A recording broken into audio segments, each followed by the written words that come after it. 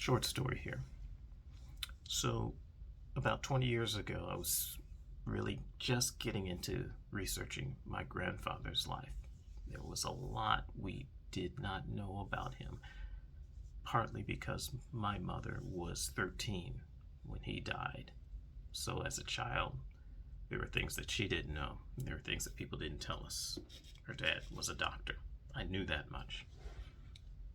And a researcher, a librarian, who I contacted in Houston, sent me this about 20 years ago, and it was a photograph of my grandfather that appeared in the newspaper in 1948. It said Dr. Drake died suddenly Saturday, August 21st, and was buried Thursday afternoon under the auspices of the Houston Medical Association from Greater Zion Baptist Church, Reverend M.L. Price, pastor. So this is all we had. We don't have a funeral program. We don't have anything else regarding his death other than this article, and I've had this for more than 20 years. So recently, I've learned so much in the past year about my grandfather's life. So much information was printed and published in newspapers. And so recently, I went back to the library, now 20 years later, and I said, look, my gut tells me that we've missed something. I've searched hundreds of newspapers online, archives, left and right, here and there, and I haven't been able to find much about his death or anything that anyone has written about his death.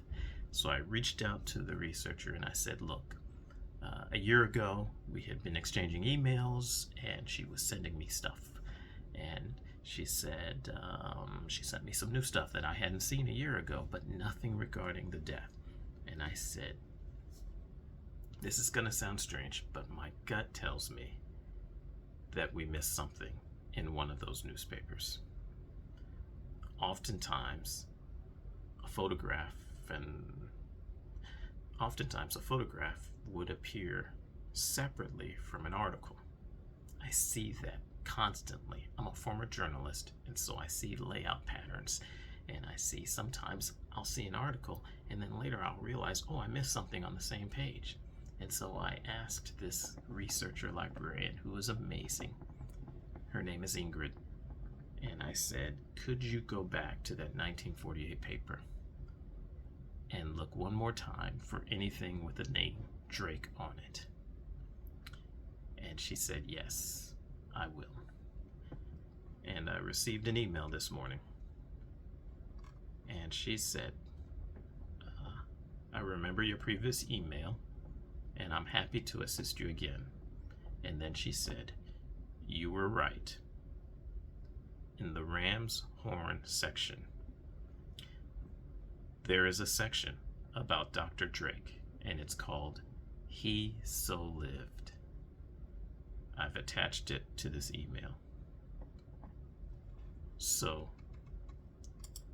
I'm going to read this for the first time.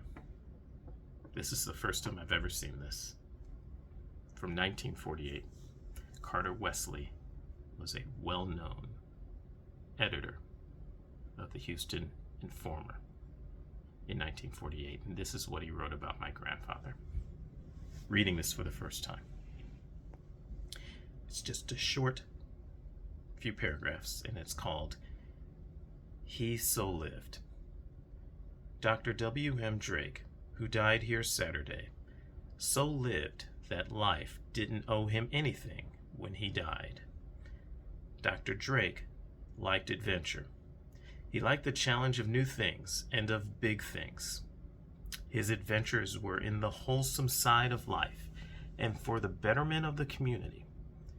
Pay attention to an organization or a movement for the good of the community, and you will inevitably find Dr. Drake included in the organization's effort or movement.